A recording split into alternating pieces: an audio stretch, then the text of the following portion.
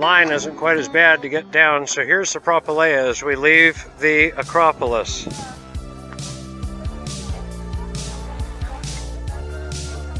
It's now Kalispera time. We're in Athens leaving the Acropolis. If you missed the video of being up on the Acropolis, go look at it. But we're coming down off of it now. We're in the line and we're headed down first to Areopagus Hill. Some good views and some great history. And then we'll be back down in the area of the Plaka to check out a lot that goes on down there in the Agoras, Hadrian's Library, and whatever else we find along the way. The Propylaea as we leave the Propylaea of the Acropolis. And the crowd's going down. We have another idea about that.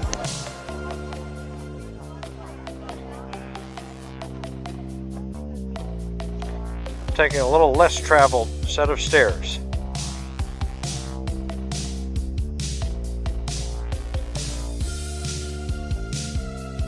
Down below the Temple of Hephaestus, we're going to be a lot closer to it. I think we saw that when we walked through the Plaka yesterday. And a lot of the Agora, the Stoa, and beyond it, beautiful Athens as far as the eye can see. But our first stop is going to be the Areopagus Hill. The monument to Agrippa is what's left of this tower. I think I mentioned it yesterday. We're on Philippopos, or in the area of the Agora. And there were various things on top of that, as you just saw on the info board. And we take the marble way down. Last looks at the Acropolis. The castle of Athens is the most precious jewel in the world. Peter IV of Aragon, 1380. Unfortunately, Peter saw a whole lot more complete version because that was while the Byzantines still held Athens. It was still part of that empire.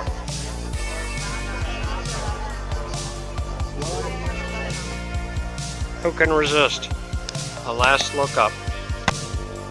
Temple of Athena Nike,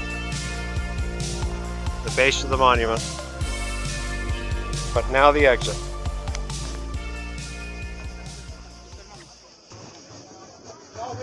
One of the most important things you can do when you're out here, and it's not even a super hot day like it is today, but especially when it's a super hot day, drink lots of water. So as we came down from the Acropolis, there's a little vending machine right there, 50 euro cents. Nice bottle of water. A lot of people taking advantage of that. So now we're headed just down this path here to the Areopagus Hill. St. Paul preached on Areopagus. And a lot of little religious services, ceremonies, people singing at its base. There's an inscription in Greek I'll take a quick look at. I don't think I can translate it, but it relates to that. But if you can read it, do.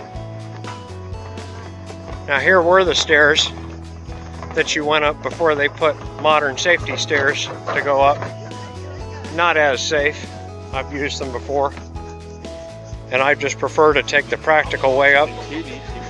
Keeps you from having to mountaineer quite as much.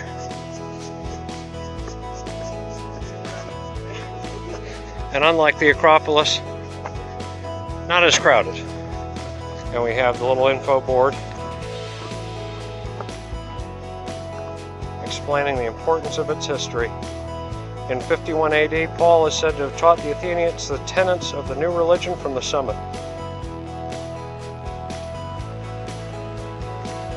At one time, church on top.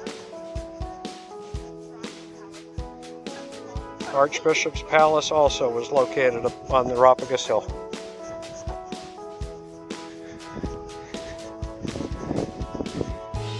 Sadly, no longer here. The sign covered with stickers says, "Look out, be cautious of the slippery surface."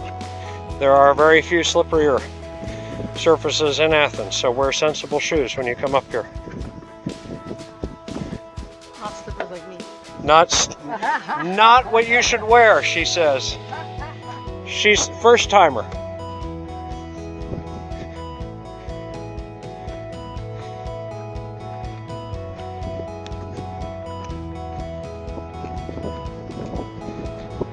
But we take the practical way up on the paved surface to get to the little clearing, and then beginner, intermediate, and advanced from there, because it gets to be very craggy. The west slope,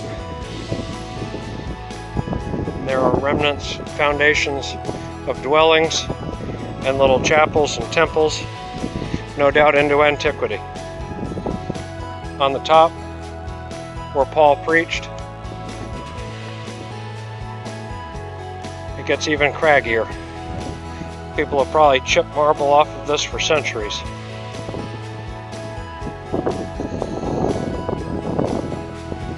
But a beautiful craggy piece of rock with a beautiful view down below into the Ancient Agora. I think we went by the Byzantine church yesterday that's just behind the fence. I'll try to zoom in on it there. In the neighborhoods of the Upper Plaka, I believe the Roman Agora behind that, and the much larger Ancient Agora with the Temple of Hephaestus. And shortly we will be down there. But the view, as from most high points in Athens, with the planetarium, the church on the hill, the one below it, the slope up the side, and the road we followed in between the restoration areas of the Ancient Agora into the Plaka. And of course, what we just came off, the Acropolis itself.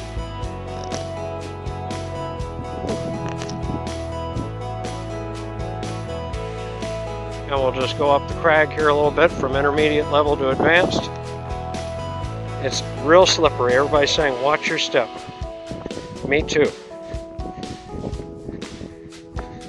One slip and this video becomes real interesting. In truth, you could spend weeks and weeks and weeks doing all of these in Athens very carefully and just going out into the city from these central reference points. And I highly encourage anyone with the means or the desire or both to do all of these things, because it's an extraordinary place to go. And now down below on the side of the Areopagus Hill in a little shady place, we run into a sign that I think is out of date. It says Ancient Agora entrance. And usually this entrance is closed and locked. So let's see if it's open. Otherwise we'll just go around. There are lots of ways into this large area full of interesting ruins from the Agora, where Agoras to buy, the shopping mercantile area. And we're just going outside the fence because we can't stay inside the fence where it used to be open, under the niches and caves. It used to be a lot more interesting when we could go through here. Now it's only open to handicapped folks who need to use the elevator to get up to the top. And it's hard to see through the fence here because of the lower wall, which is of Byzantine era. So we're just sticking to the path. Now from this point, one can take steep stairs down to the upper parts and then lower parts of the Plaka directly, and we may just have to do that today. I've been up and down these stairs many times.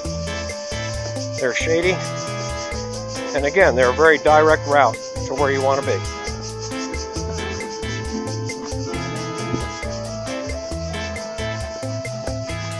Interesting interpretation of that one. And as people go down that street there, we go this way closer to where I think I can get into the Agora. past a cute little church.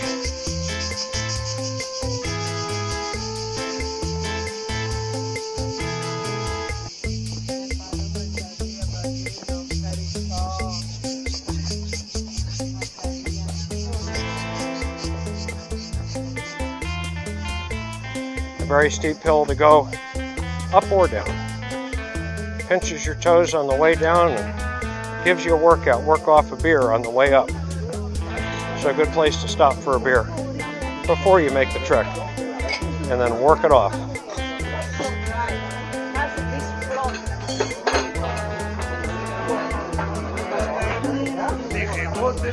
To our left, the fence of the Agora.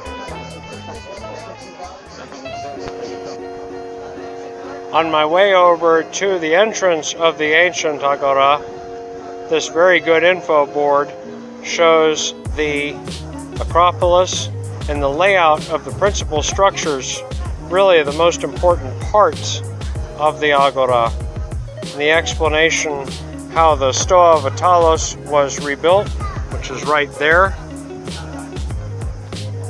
So if you want, read the info board real quick because it does give the best and most concise history of this site.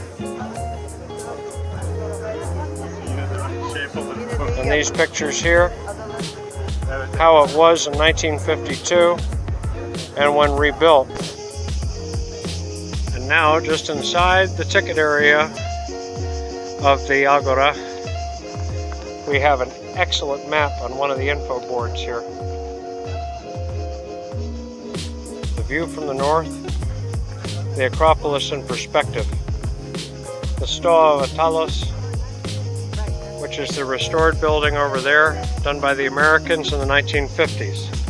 I think funded in part, if not in whole, by the Rockefellers. This area over the centuries here on the info board, unfortunately, probably too shaded by this tree to come out on this video, but various imagery. Stoa of Attalos, imagined by a Dutch or Belgian artist, and of course the birthplace of democracy. The main shopping district, the main place where life happened in ancient Athens. Life did not happen in the temples of the gods above. Life happened below. And so we walked down. Railway going by. I read on another sign a little bit earlier that part of a basilica was damaged when they built that railway in the 1830s. But not much else. And they discovered the other part of the Byzantine basilica during the restoration of the Stoa of Attalos. The Panathenaic Way. This road, the main street of ancient Athens, leading up the hill towards the Acropolis, goes to a set of gates to that walkway we've been on at least once.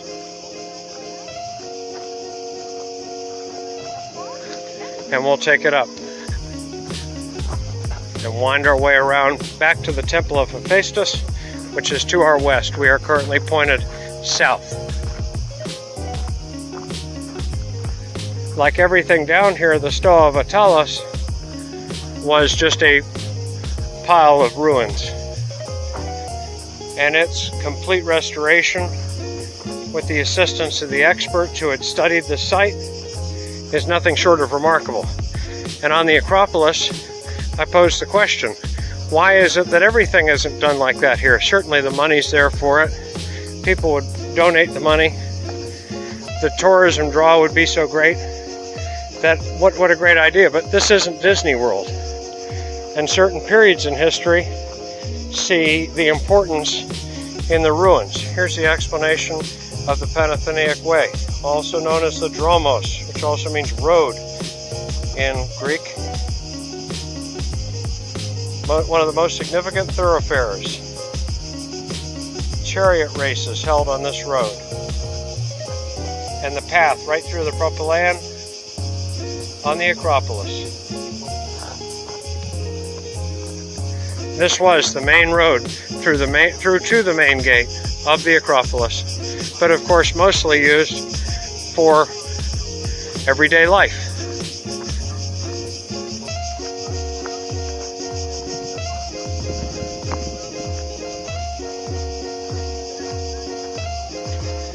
We'll take a quick trip through the restored Stoa Vitalis.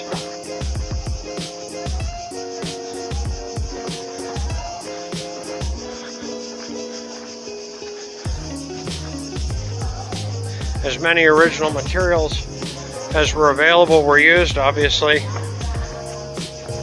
Most of it had to have been reconstructed, but a lot of explanations as to its restoration are found here.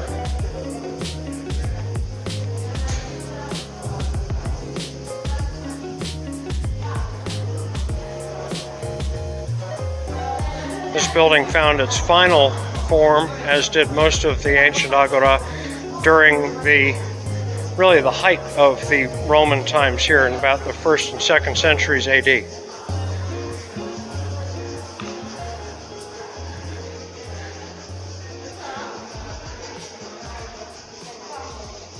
And a quick walk through its museum with some of the discoveries found on the sites, as well as semi-effective air conditioning.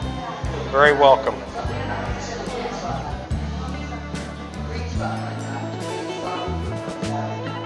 Early pottery and things found in graves and gold rings.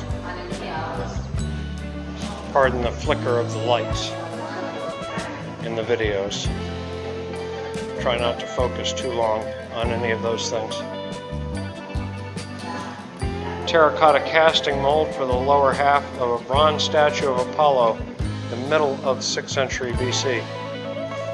Amazing.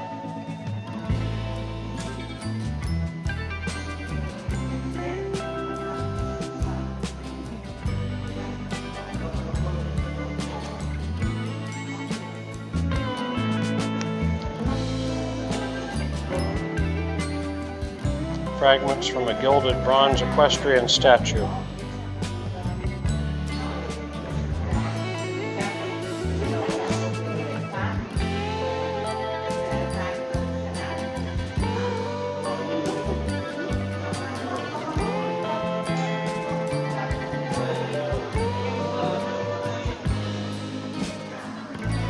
Roman sculptures.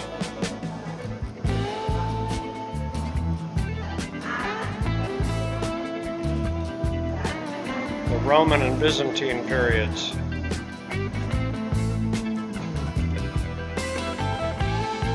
Occupied basically in this area until the 1200s, early part of the 1200s, at which time it was abandoned.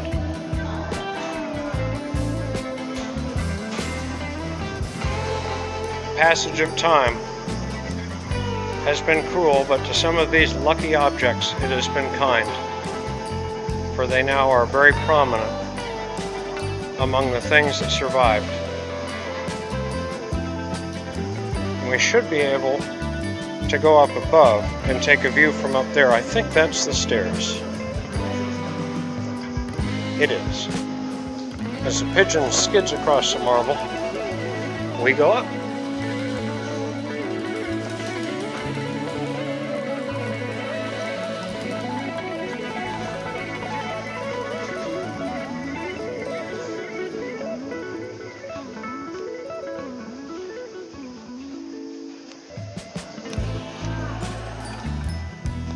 From the upper story, the Temple of Hephaestus on its hill in the distance. The churches, the planetarium, the Pnyx, as Philippopos gets steeper.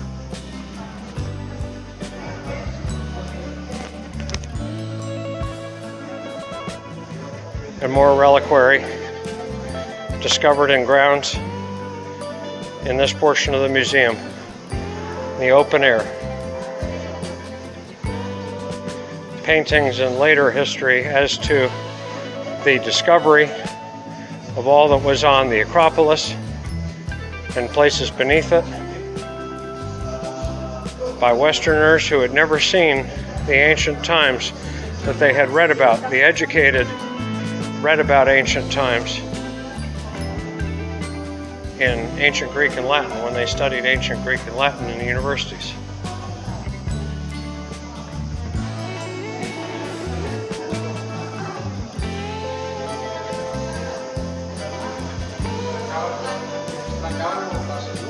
Choragic monument of Thrasylos, the big gates, the big portals on the south side, and the chapel and the cave behind the facade of that monument.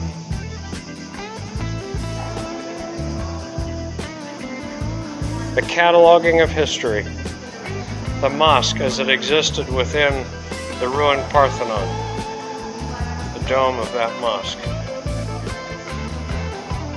and other buildings and such that existed on top of other ruins on top of the Acropolis. An unfortunate time in the history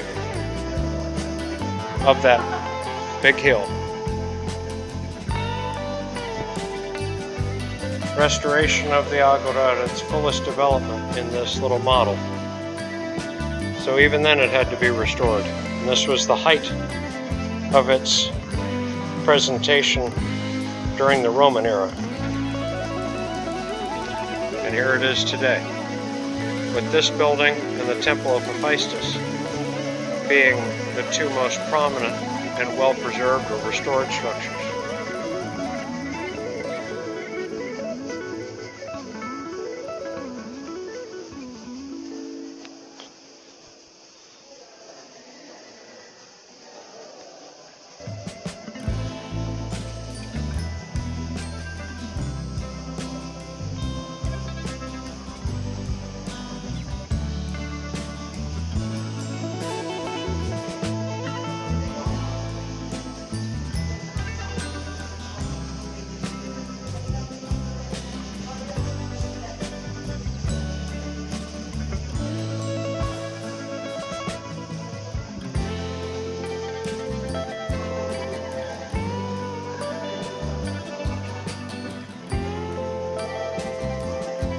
Before we go down the stairs, I just saw this model of the Acropolis as it was probably in Roman times, if not in ancient Greek. No, we have the Roman monument on the backside. So in Roman times, the Acropolis appeared as such. The Parthenon, the Erechtheion, the temples below where only craggy rock remains, the Propylaea, and these smaller buildings, temples, Temple of Athena Nike at its front.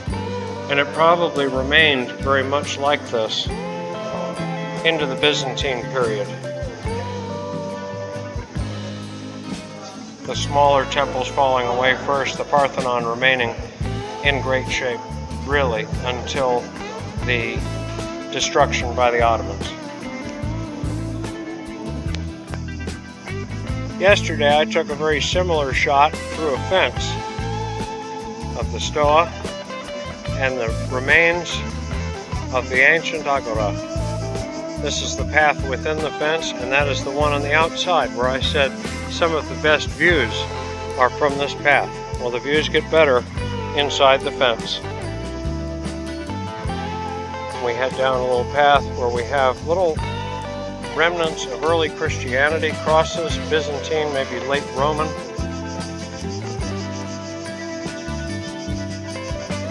Eroded by time. Bits and pieces of ancient architecture. Early medieval, Byzantine era. We have the Byzantine church, which we noticed yesterday through the fence, so we'll do a quick look at it. We can't go into it. The Church of the Holy Apostles, circa 81,000, situated partly over the Nymphaeon, which was 2nd century AD. The original floor plan was that of a cross with apses on the four sides and a narthex. repairs, different building phases, and it was happened over the years, and it was restored to its original form in the 1950s. Probably used only on special occasions, but it's good to see the restoration of churches like this. Not only do they inspire the restoration of other Byzantine churches which are going on in Athens, but also that people learn from one and take to the next. And we traipse over ruins here of the Mint, the other remains of the Nymphaeon here, just these little rocks and stones.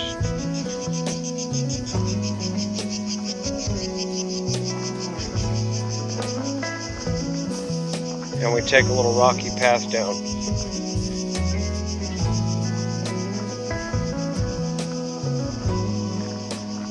The tower of the post-Aurelian wall of the Agora.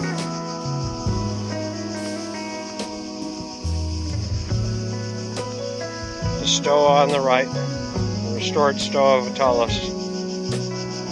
The larger Stoas were found down here. And we'll try to take a cross street off the Panathenaic Way, again the main street.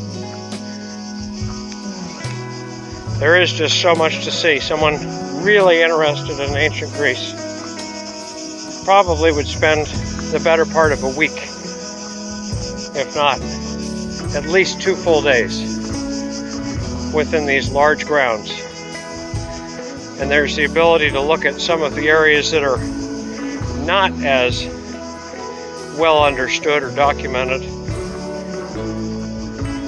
maybe with some prior research. A late Roman gymnasium, reading German instead of English or Greek. The Corinthian capital from the Odeon of Agrippa, which would have been inside this complex. Amazing preservation, if only of that one capital of a column. I believe that was the Odeon of Agrippa right down there, if memory serves. So probably extended back to here. The middle Stoa.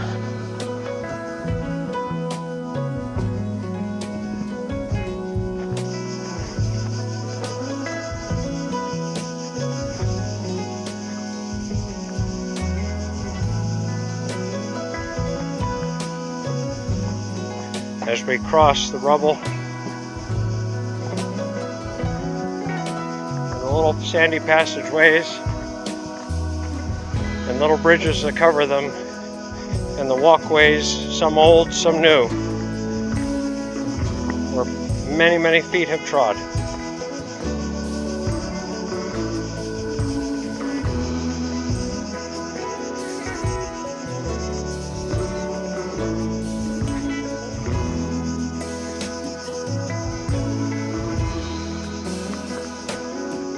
The old stairs and the new.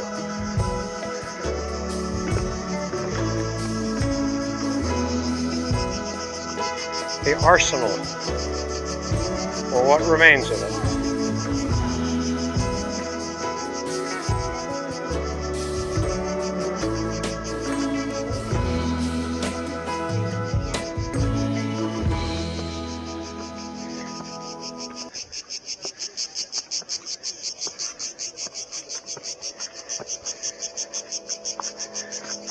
And now it likely what is one of the best preserved, obviously with some restoration and work, but the Temple of Hephaestus, built roughly 460 to 415. We'll do a little bit of the info board first.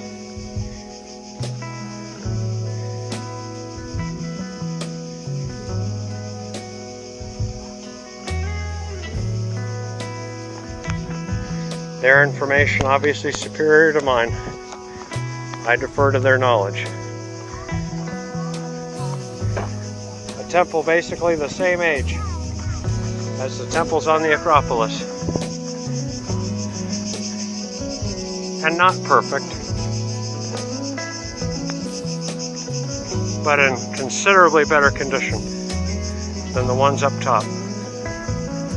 a marvel of their ability to build something that lasted this long, which has served as a church, it has served as a temple, it has served in so many different roles, with the scars of age and of war, but still standing proudly and tall.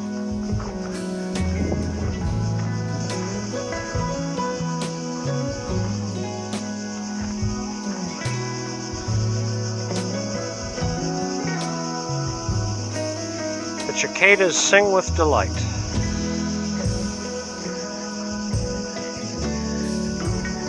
Little to see inside, and we can't go inside. It's roped off. People would be clambering all over the place and breaking their necks.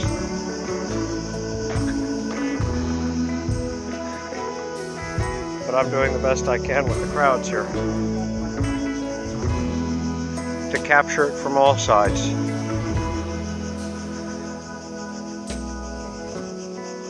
Classical architecture at some of its finest and purest.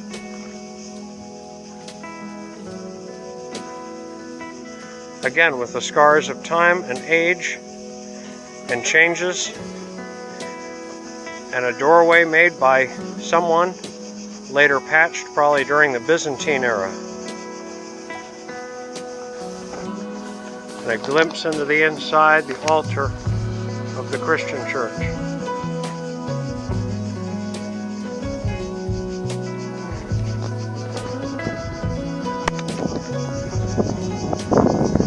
Friezes inside the portico.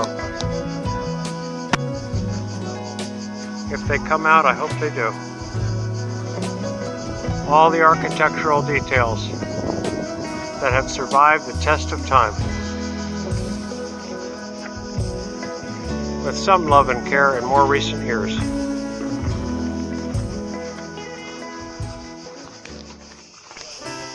And just striking a quick pose with my buddy Emperor Hadrian, or what's left of him, serving Rome and most importantly here Athens from about 117 to 138 AD.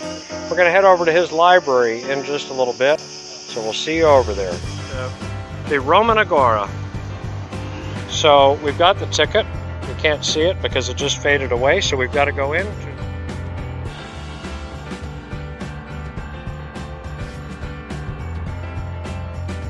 So this was the later market area during Roman times, and these are its ruins. And we'll just do the walkthrough. With the remains of a stoa, this passageway here. Oh, maintenance cover marked 1986, not exactly historic.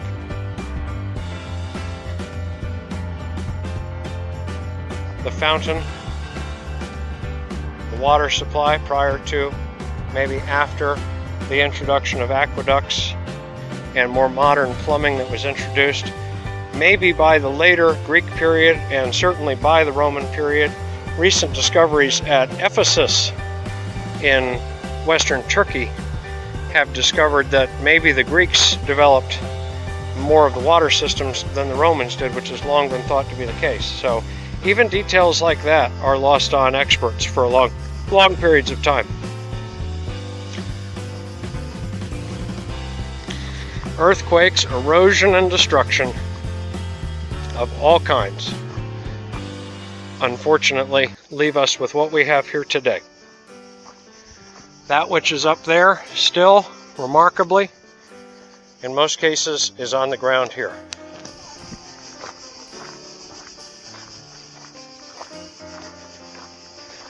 We'll just let those people use the central stairs.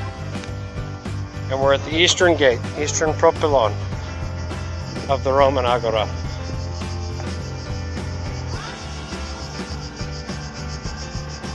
And a scan to the west. An info board over here. We can't go that way. We'll take the little bridge over the drainage gully.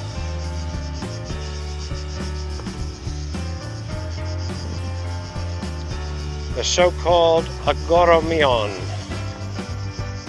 a public building, the identification of which is not yet ascertained.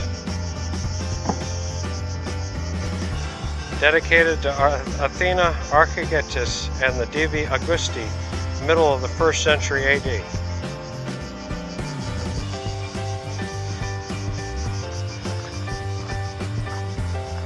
Agora no mio.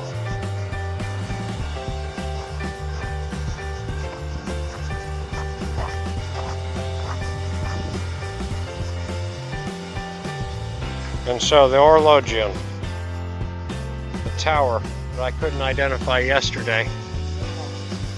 I've known that before and actually confused it with the Lysicrates monument on the east side because they're both round. Such is how our minds work sometimes. I may never have any expertise in ancient Athens, but I enjoy learning every time. And if I make mistakes, please put them in the comment section because it benefits all who may look at these videos and look to them for knowledge. The public latrines. Interesting monument here. And you may have seen remnants of these little seats with holes in them for their obvious purposes. Maybe not the cleanest place, but better than out on the street. And the drainage that ran around it, look how they work. You would have had an entryway and then those benches all around it. And somehow that flushed into whatever they used for sewers. Had to have been improvement. Let's see if we can get closer to an info board on the Orologion.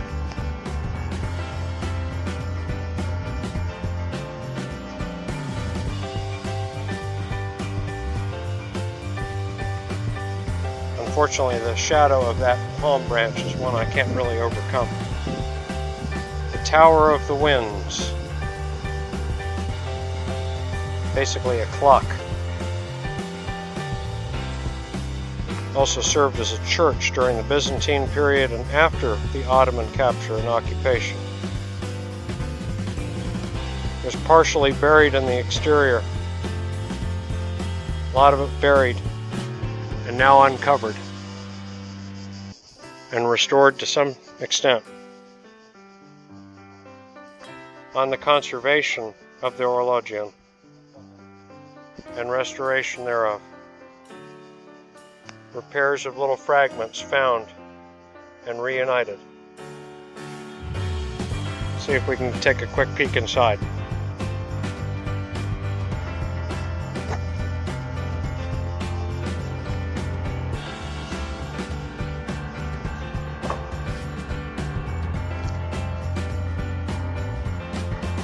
Amazing to see inside of a structure this old.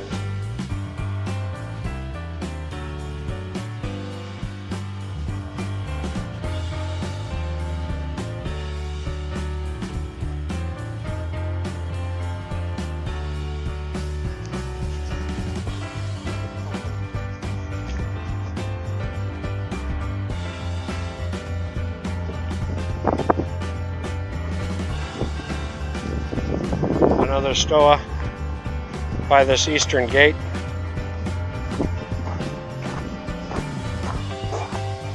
And we carefully step down and continue on.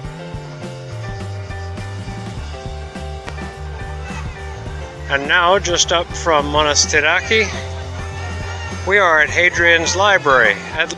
We once again get our trusty ticket out and get checked in.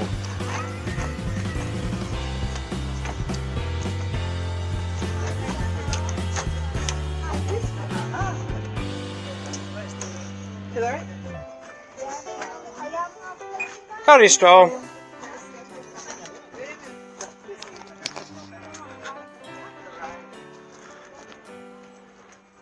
And we're in. Fragments on shelves, the way books were once on shelves. If not books, then papers, scrolls, tablets,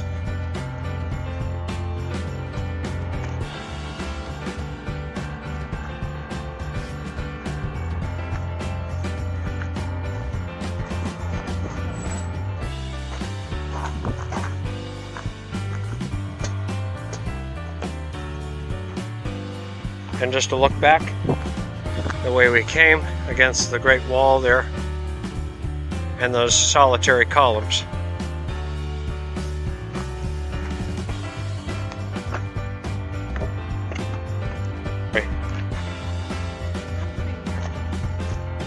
Within Hadrian's Library was a very large church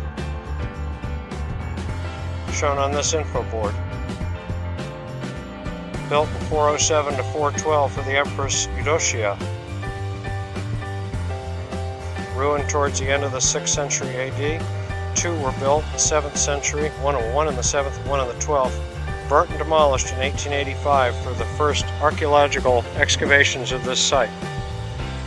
So, old history torn down for the excavation of that which was much, much older. One wonders if that was right, but that was a decision taken at the time. The foundations of that church here.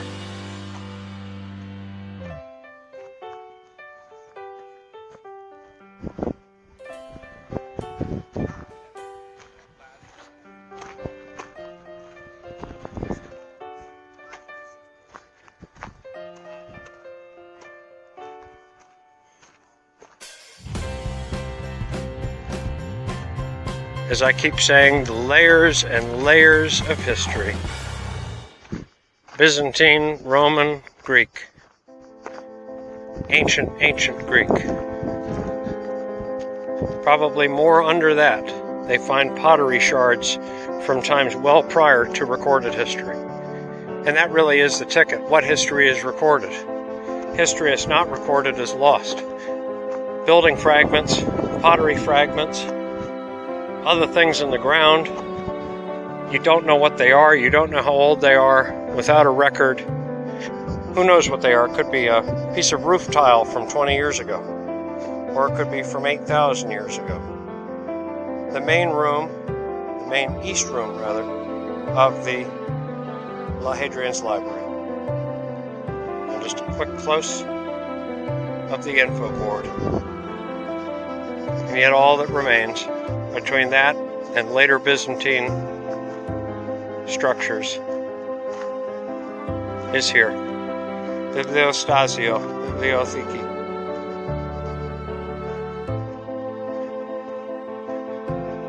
And an auditorium, or the remnants thereof. The 2 corner halls of the eastern side of the monument were small, sloping auditoria for lectures and text readings. Marble seats and seats of honor. The north auditorium is fully visible. Most of the south auditorium is underneath modern Adriano Street, under the building at the corner of Aolo and Adriano. So, over where my friend the jeweler is the rest of this auditorium. Unfortunately, they can't tear those buildings down right now, nor will they probably ever. But their structures are known. They were recorded in plans, referred to in historical documents, and so that history is known, not perfectly, but with some degree of accuracy. And with all of that, this is more than just stones, just as what's on top of that hill way up there is more than just ruined buildings. We know the history of that. Greek and Roman writers recorded that history. We know what happened afterwards.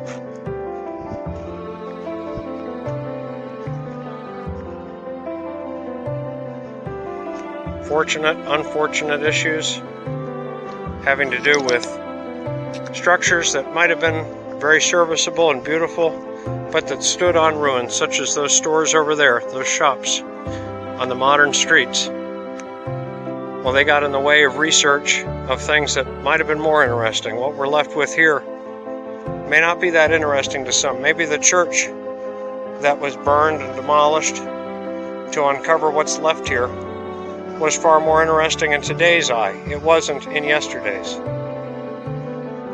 And those are the conflicting things about doing greater restoration on the Acropolis. Do you lose the way that it is now, the fascination, if it's all totally restored and it becomes like Disney World?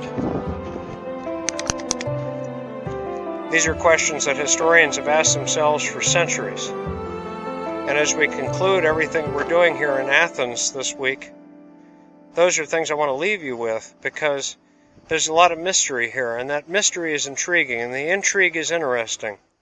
History is interesting for that same reason. Thanks so much again for watching Travel with Chip. Please subscribe and share. Appreciate all your support. And we're going to see you a little bit down the road.